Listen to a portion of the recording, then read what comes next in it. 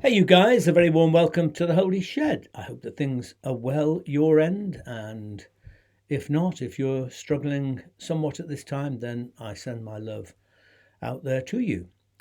This week we have been blessed with an amazing short break in Cornwall with our lovely friend Angie, who is partly responsible for my topic today. It's always helpful, I find, to have a good old chinwag about stuff that really matters, and look what happens as a result. And Angie took us to some wonderful places in Cornwall, like this little cottage here, which is in a village called Altonon near Launceston in Cornwall. And this cottage is famous because it's where John Wesley and other early Methodist preachers stayed on their travels when they needed a break from riding around Cornwall on a horseback. They were welcomed and given hospitality in this lovely little cottage. So much so, actually, that they visited enough times that the owner thought he needed to build an extension, especially for them, where they could stay. And here's a gorgeous little room where John Wesley himself would have prayed and studied. And oh gosh, it was wonderful just to be in that space and think, oh my goodness, he was here.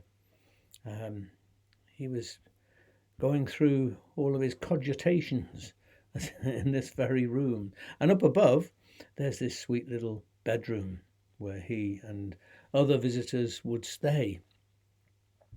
It's a lovely, lovely little cottage. And here I am with my partner in crime outside. Angie managed to snap us out there. And if you're ever down in that part of the world, it's worth a visit. And we're thankful also to, by the way, to Doreen, the lovely lady in charge of things there, who spent time talking to us about it and showing us around. It was great. And oh, by the way, thank you too to all of you lovely people at Space for Soul in Bristol, where this morning you hosted me giving a talk, and it was fab. You were all fab. It was really a very lovely time. So anyway, our current theme here in the Holy Shed, as I'm sure you know by now, is an improbable journey. Tales of this particular bad Christian vicar, or how I got from where I was to where I am now. And importantly, what are the issues that I've needed to process and struggle with along the way. And part of how I'm going about this is to try to pick up on issues and questions that you guys raise with me, that you asked me to cover. And today's talk is just such a subject. It's the nemesis of many a progressively minded Christian, the creeds. And in particular, I'd like to focus on the Nicene Creed, which is the creed which in the Church of England is required to be read at all, or at least most, your Eucharistic services. Now, creeds have never figured in my evangelical Christian background, either in the Brethren, where I grew up, or in the house church movement. Evangelicals tend to believe that creeds are churchy and unnecessary. All that's needed, they believe, is Scripture, the Bible. Just believe the Bible. And that's all that you'll need. I mean, that said, evangelical churches and organizations often do have their own version of creeds in the form of statements of faith, or doctrinal statements, lists of treasured doctrines which they believe represent biblical Christianity, I guess. Whether they do or not is a matter of debate. And at one stage, when I was moving away from that kind of Christianity, the Apostles' Creed, the shorter creed in particular, attracted me, with what I saw as its simple broad brush statements that could be interpreted in many different ways. I did actually once give a series of talks at St. Luke's on what the Apostles' Creed means to me today, in which I went through it and offered my commentary and my interpretation of the different statements in that creed. The Nicene Creed always troubled me a bit more, really, with what I saw as its, convoluted statements, it's convoluted attempts to nail everything down without anything left over, things that I found it difficult to make sense of in the modern world. So let me begin with a confession, good Anglican that I am, which is that in 19 years as the Vicar of St. Luke's, I never once asked the Church to recite the Nicene Creed, not even when bishops visited, not once. I found it difficult, really, to ask people to affirm beliefs that made no sense, as I could see, in today's world. Now, that isn't to say that I excluded creeds or affirmations from the liturgy, not at all. Instead, I included affirmations that felt more pertinent to our community, to people in the 21st century. And these would be affirmations which were focused more on orthopraxis, or how Christian faith should be lived and practiced, than on so-called correct beliefs, orthodoxy. I can't find any place in the Gospels where Jesus required people to affirm any abstract belief or doctrine. He called people to follow him, to behave in ways expressive of love and truth and justice, summarized in what he called the kingdom of God. And sadly, practical discipleship, the sort of stuff I'm mentioning, is entirely absent from the historic creeds. There's nothing at all in any of the creeds, the historic creeds, about how we're supposed to live or how we're supposed to behave in the world, how we're supposed to respond to things that are going on round about us. And I think that's, quite a significant deficiency. Now, I don't see a problem with creeds or affirmations as such. The issue is to do with what are we affirming and why, and how permanent creeds and affirmations should be. I actually take the view that what we need is not less creeds, but more. I think that, we need more and more ways of affirming who we are and what we're about in the world. But I think that these should be much more like snowflakes, falling from the sky here today and gone tomorrow, and renewed again, than like great boulders, rocks which are just there and can't be touched or messed around with in any shape or form. What isn't necessarily known today is actually how diverse the early church was, how many different ideas and beliefs were floating around in the early centuries of the church, about the nature of God or the Trinity, the divinity of Christ, the humanity of Christ, and so on and so forth. I mean, these sort of different ideas and views were in abundance in the early centuries of the church. And the creeds are basically snapshots of how some of the debates about these things were resolved. And of course, there was an inevitable consequence of winners and losers, those who were considered orthodox and therefore acceptable, and those who were considered to be heretics, who suffered excommunication or even exile.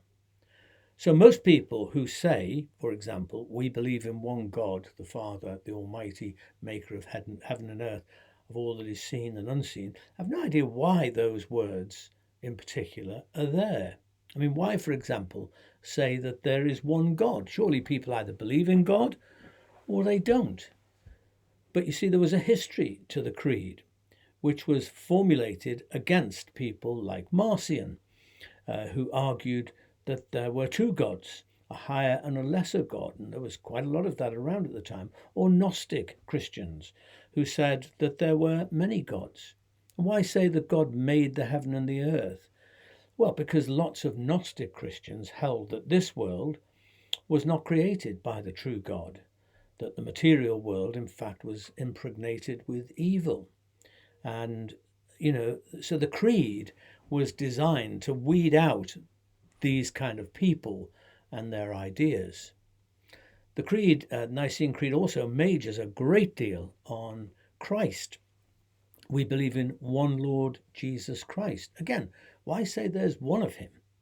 Well, here too, because Gnostic Christians were saying that Christ had several beings, a divine being and a human being, temporarily united. There was a division, a dichotomy between spirit and flesh. And the creed continues with a whole bunch of other affirmations about Christ. I mean, here is said Nicene Creed for you to be reminded. And those statements in the second block of text all relate to Christ. And every one of these statements existed to ward off heretics with various beliefs. For example, that Christ was a lesser divine being from God the Father, or that he was not really human, or that he didn't really suffer, blah, blah, blah. These and many other debates existed in the early centuries of the church. Now, many liberally minded Christians find all of these statements to be pretty meaningless and irrelevant at best. Someone told me that the only bit of the creed that he could say in good faith is he was crucified under Pontius Pilate, he suffered death and was buried. Well, a major target of the Nicene Creed was the priest Arius, who was born in 260 CE, who basically argued that since Christ was begotten of the Father, begotten of God, he could not have always existed. Now, he didn't deny Christ's divinity, but I suppose you could say he saw God the Father as A-list divinity and Christ as B-list divinity, but still divinity. But Arius's views, I think quite probably, were fairly widespread and widely acceptable in the theological climate of the previous century. But by the early 4th century, his views were highly controversial, and he got himself into a lot of deep water because of something which we may say, looking back, well, who the heck knows, and what does it matter? But these things can be very important to people. So look, in a nutshell, at that time, by around that time of the early 4th century, Emperor Constantine, himself a Christian, had managed to make Christianity the favoured or the official religion within the Roman Empire, which is quite a turnaround, really, isn't it? I mean, not that long before, Christians were being persecuted and thrown to the lions and all that sort of stuff. But we were in different days now, and with a Christian emperor, everything was different. But the problem for Constantine was that his empire was in dire straits, really. It was fractured all over the place. And he hoped that Christianity could be a unifying force that could bring his empire back together. Big problem was the church wasn't unified.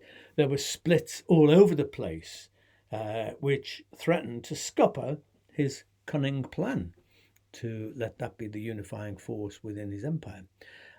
It has been argued that in the early centuries, there wasn't a thing called Christianity, but rather Christianities, lots of different versions in different places coming from different sources, but all locked in kind of conflict, wanting to be, the authorized apostolic version to get through theological supremacy.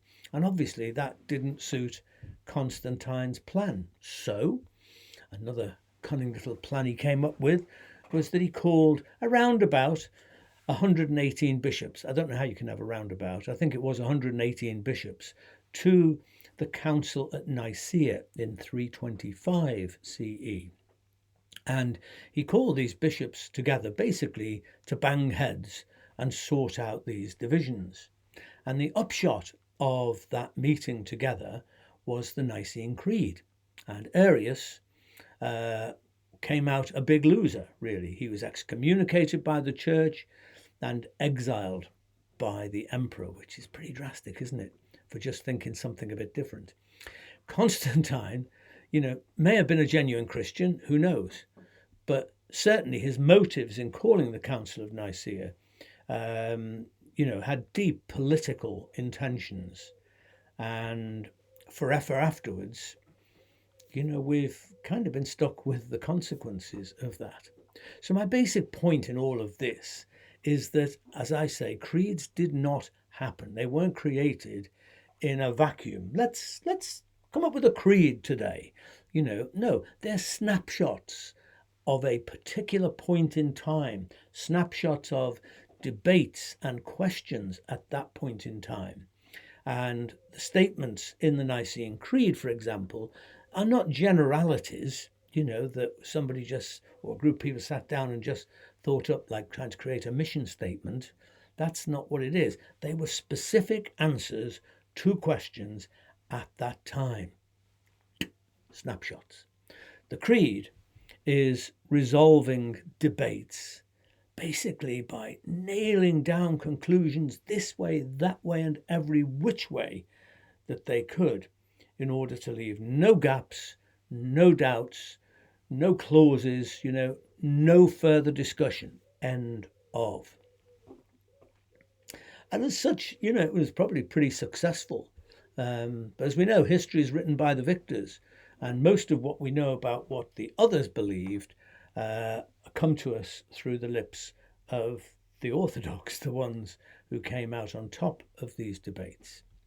Now, in the course of, nailing everything down and making sure there were no gaps, in fact, I think there were hugely important gaps left if you're trying to summarize what, the Christian faith's about. I mean, my particular bugbear is the massive gap between the two statements in the Creed where it says, he became incarnate from the Virgin Mary. I mean, leave aside the whole virgin debate, but, it says he became incarnate from the Virgin Mary and was made man. Full stop. And then, for our sake, he was crucified under Pontius Pilate. He suffered death and was buried. Now, my bugbear is what lay between those two statements? The entirety of the life and teaching of Jesus, actually, which is completely omitted. Nothing at all of that is included in the Creed. Nothing of what Jesus said, what he did, or what he was about, or what he called others to do. None of that merits a mention, apparently. Why? Because it wasn't part of the argument. But what does that leave us with today? Because, as I say, snapshot of there, but then we're in a different place altogether. These questions are not our questions. These debates are not our debates in today's world. We do have debates and arguments, but not primarily about those kind of issues. My personal faith is massively based on the life and teachings of Jesus, which, by the way, are the vast majority of the Gospels, the Gospel narratives, right? So to me, that's a pretty big omission, really. And, if I was trying to express what Christianity means to me today, I would want a whole bunch of that stuff included. It also bugs me that the term Son of God, which never actually passes the lips of Jesus, it's implied out of John's Gospel, but, Jesus never said he was the Son of God. That statement is there in black and white, underscored in the Creed, but no mention is made of the term Son of Man, which actually was on the lips of Jesus around 80 times.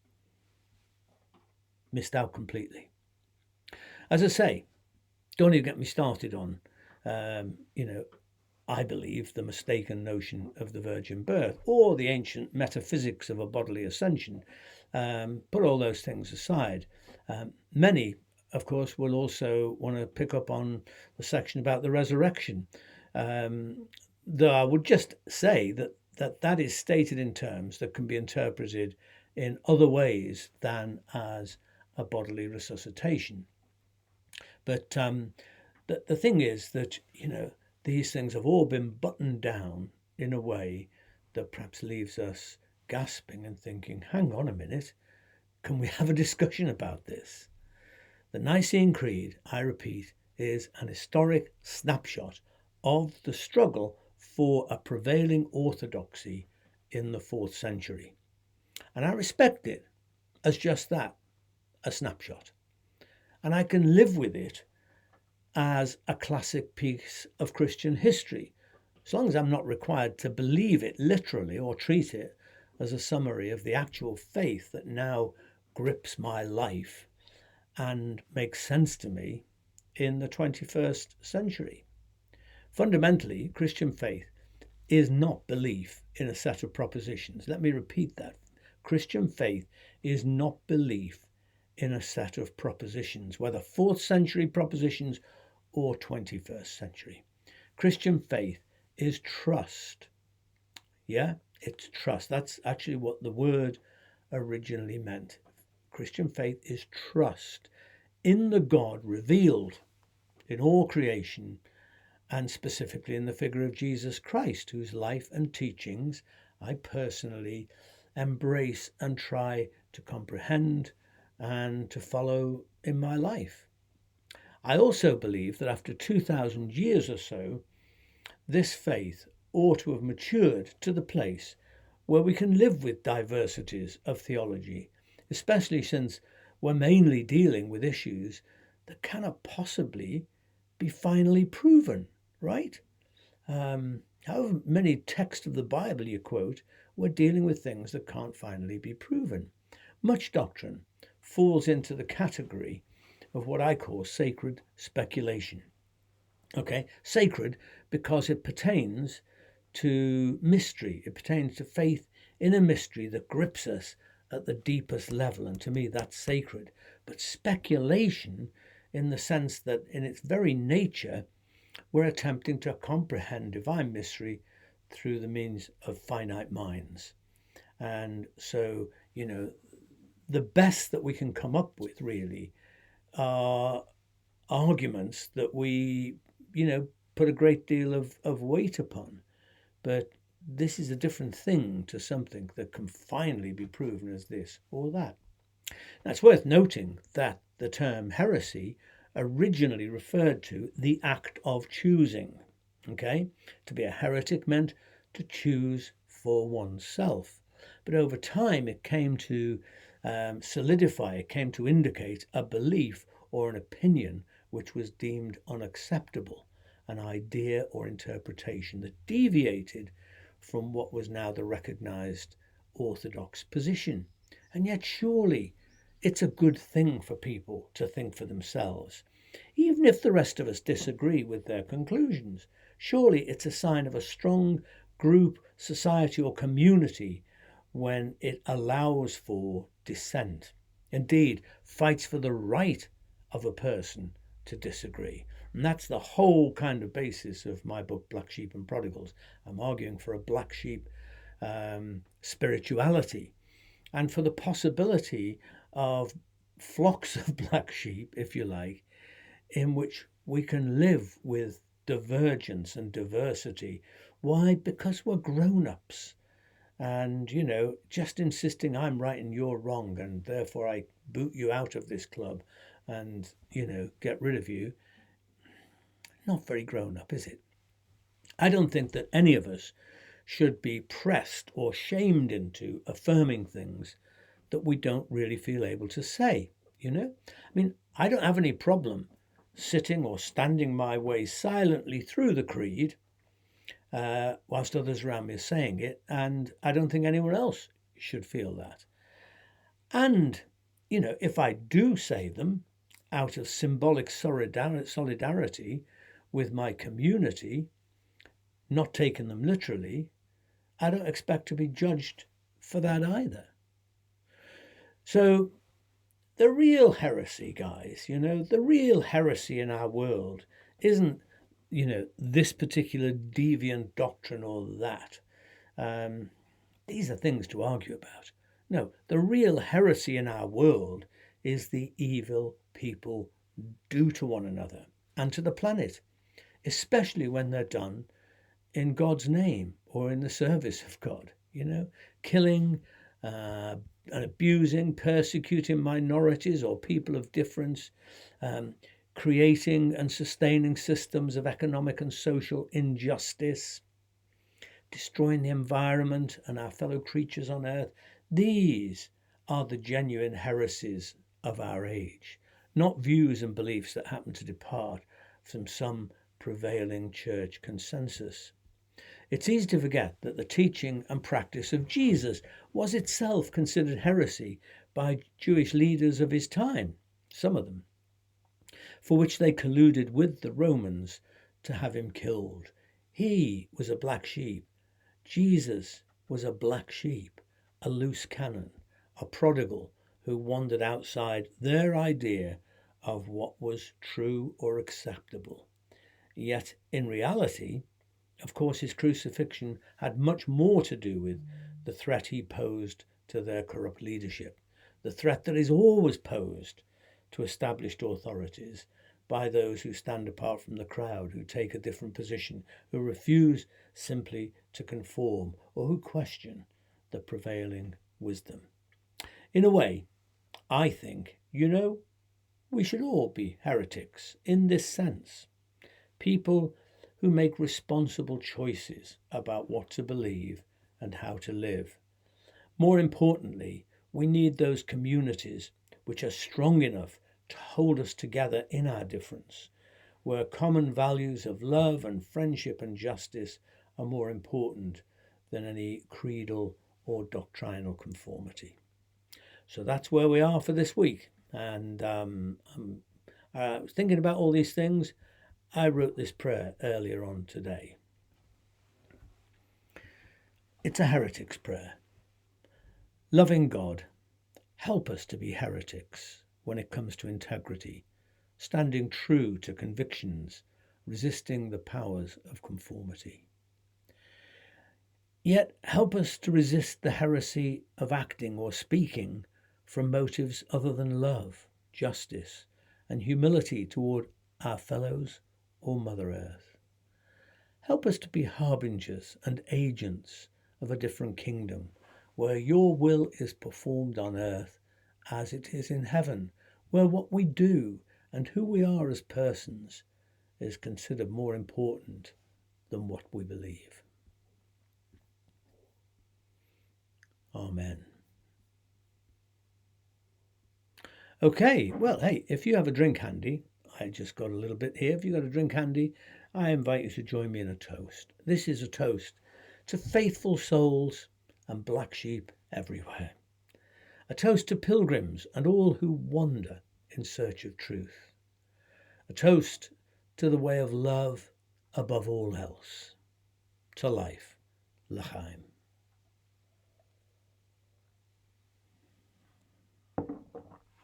It's worth noting also, by the way, the words of Yehuda Amichai in a poem which I've quoted before in the Holy Shed, where he says, from the place where we are right, flowers will never grow in the spring.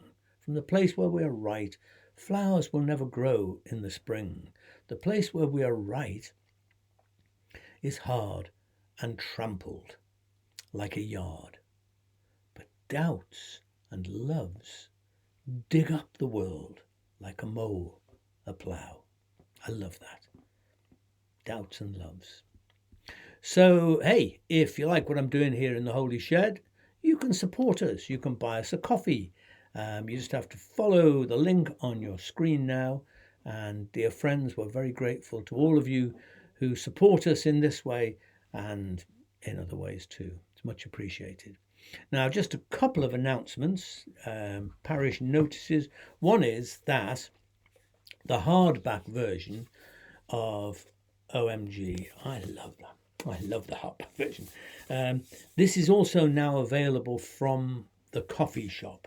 So you already can get it on Amazon. But if you don't like to do that and you would like to get one signed by me, then you can buy it in the shop if you go to my coffee site. And this the hardback is £15. The paperback is £10, as I'm sure you know. One other thing is that, where am I here? I've got 2 retreats coming up in September. I'm going to be very busy little boy in September.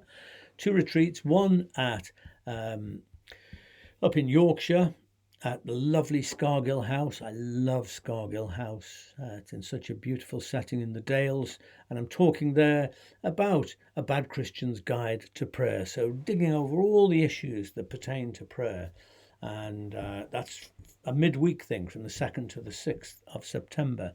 And following on from that, over the weekend, the 6th to the 8th of September, I'll be rushing down to Somerset to Amerdown Retreat Centre, which has become a beloved place for me and I know a number of Shedsters, where I'm going to be talking about how to read the Bible and still be a Christian. So 2 great retreats around very important subjects, and I hope that you'll be able to join me. I've put up the websites there, and if you go to them, you'll find out all the details about them. And that is really just about it, guys. Thank you for being with me today. Have a great week. Stay human out there. Be kind to the world. Be kind to people around you. Be kind to yourselves. And I'm going to finish with a creed. This is one of my snowflake creeds, if you will. And I'm just going to do that, read that, and then we'll be done. It's called I Believe in Living. I believe in living now, grabbing life by the scruff of the neck and never putting it on hold for another time. I believe the future is open, not fixed, that we can help create what is yet to be. I believe faith is a stroke of imagination, which, though tiny as a mustard seed, can shift mountains.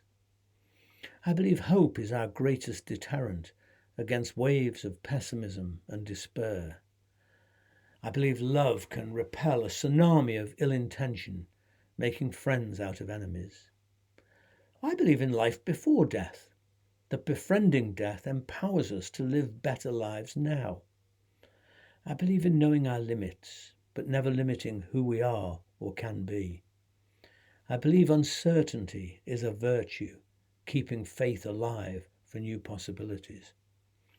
I believe people who intimidate and coerce are weak, ridiculous, and less than half alive. I believe in being who we are without apology and welcoming everything that can help us to grow and evolve. I believe in living fully in this world, not waiting for another. Go well, my friends.